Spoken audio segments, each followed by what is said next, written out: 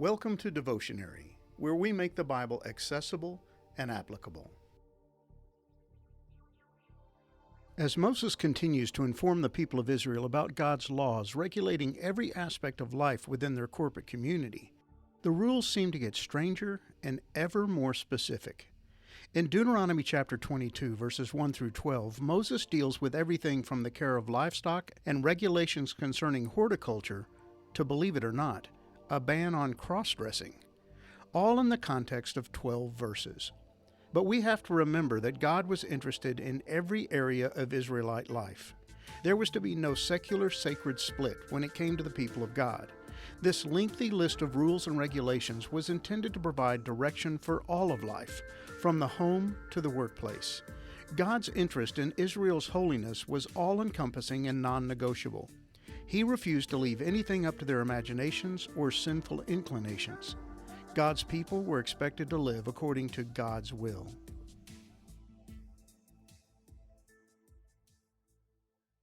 You shall not see your brother's ox or his sheep going astray and ignore them.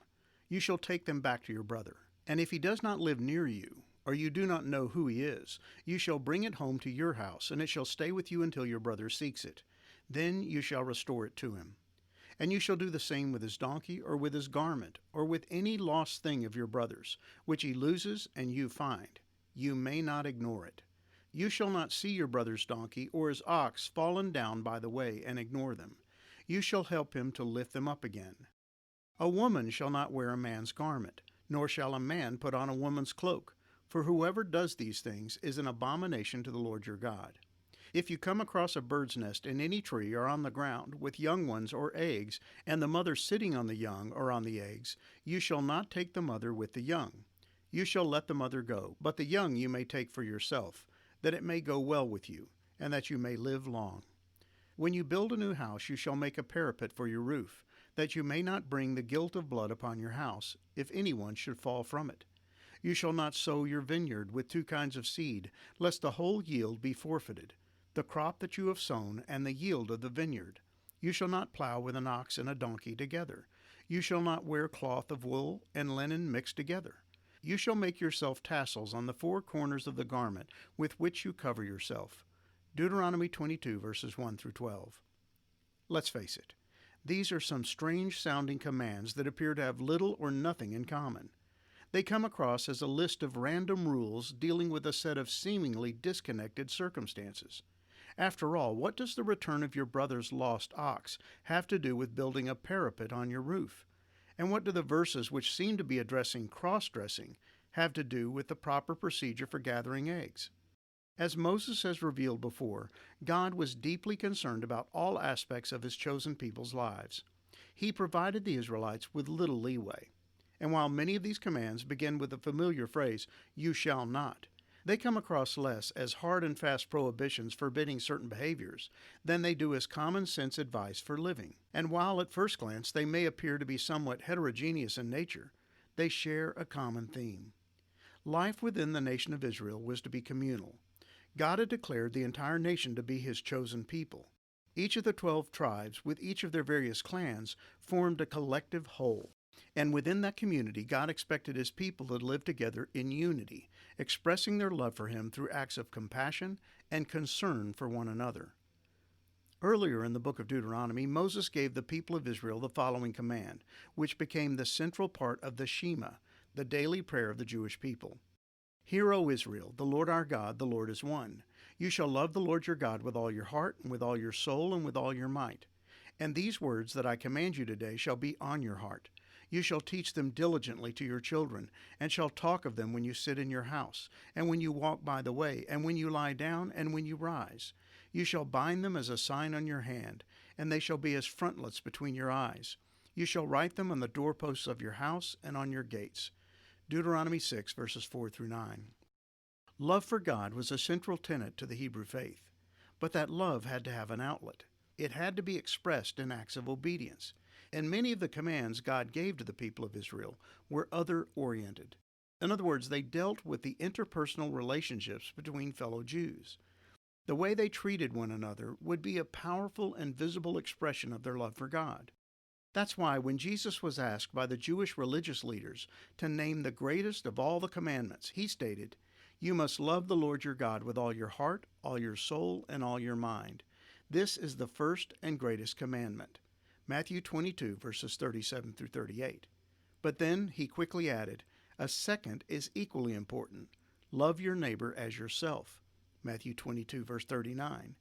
Then Jesus summed up his answer with the following point of clarification.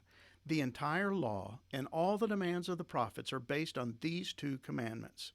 Matthew 22, verse 40.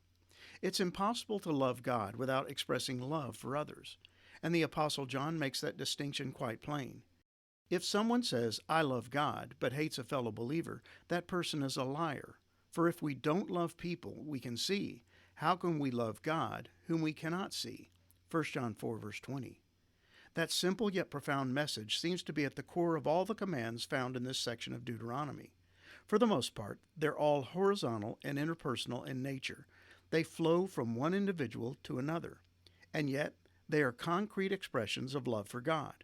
They display concern for his creation, whether it's a brother who has lost his ox, the ox itself, a bird in its nest, a guest in your home, or the animals used to plow your fields. Verses 1 through 4 seem to be dealing with issues concerning common courtesy. If your neighbor has lost his ox, you should show concern. This is nothing more than the golden rule lived out in real life. Jesus himself expressed this sentiment when he said, "Do to others whatever you would like them to do to you." This is the essence of all that is taught in the law and the prophets. Matthew 7, verse 12. The Mosaic Law put a high priority on the interpersonal interactions between fellow Jews. In fact, Leviticus 19:18 contains the following command, "You shall love your neighbor as yourself. I am the Lord." That's fairly straightforward and apparently not up for debate. To show disregard for your neighbor by neglecting to return his lost ox would be a blatant display of hatred toward God. That's a convicting and condemning thought. Even the verses dealing with women and men wearing the clothing of the opposite sex seem to be dealing with interpersonal relationships. It most likely has to do with deception. While there is an obvious moral component to these verses, the context has to do with love for one another. A woman dressing in the clothes of a man would have no implications unless her actions were meant to deceive others. She would be attempting to portray herself as something other than what she really was. And the same would be true of a man who dressed as a woman. For either to do so would be considered an abomination, a disgusting and immoral act. But again, the emphasis in these verses seems to be on the interpersonal relationships between individuals. The inference seems to be that a woman who dresses as a man is trying to deceive others.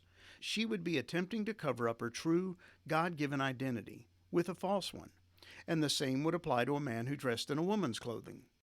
Verses 6 through 7 veer in what appears to be a totally different direction, dealing with the collection of eggs found in a nest.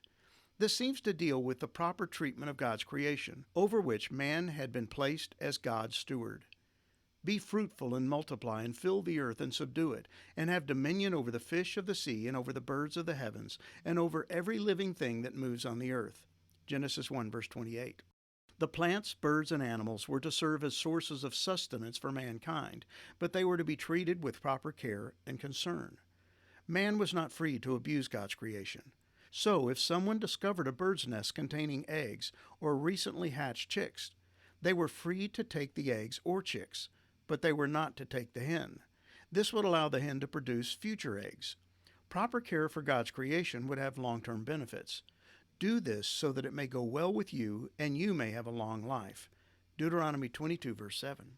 The building of a parapet or safety wall around the roof of a home was just another common sense practice that expressed concern for others. While it might require added construction expense, it would be the right thing to do. If it could prevent the inadvertent death of an innocent individual, any additional cost in money or time would be well worth it. What price can you put on a human life? In verses 9 through 11, we have a series of commands prohibiting the mixing of seeds, animals, and fabrics. Again, at first blush, these rules seem odd and unnecessary to us, but they display God's concern for every aspect of Israelite life. While these restrictions may come across as petty, there was a method to God's seeming madness. All of these things are tied to the pagan practices of the Canaanites. So while these restrictions have practical applications associated with them, They are really designed to separate the Israelites from the nations around them. The blending of two types of seeds was a common practice amongst the pagans because they believed doing so would have a mystical benefit to crop production. The combining of dissimilar things was thought to have magical benefits, but God would not allow the Israelites to do things the world's way. And from a practical standpoint, the combining of these things was ineffective and unhelpful. An ox and donkey would not plow well together. Two different types of cloths would not wear well together. Two different types of seeds will produce a less than perfect harvest. So the Israelites were to do things God's way. The final command contains a reminder, not a prohibition. This verse sums up all that Moses had just told them by reminding the Israelites to live their lives set apart unto God. Then the Lord said to Moses, "Give the following instructions to the people of Israel. Throughout the generations to come, you must make tassels for the hems of your clothing and attach them with a blue cord. When you see the tassels, you will remember and obey all the commands of the Lord instead of following your own desires and defiling yourselves, as you were prone to do. The tassels will help you remember that you must obey all my commands and be holy to your God." Numbers 15, verses 37 through 40. Every area of their lives was to be different and distinct, from the way they treated one another to the way they interacted with God's creation. As His chosen people, they were to live distinctively different lives for their own good and His glory.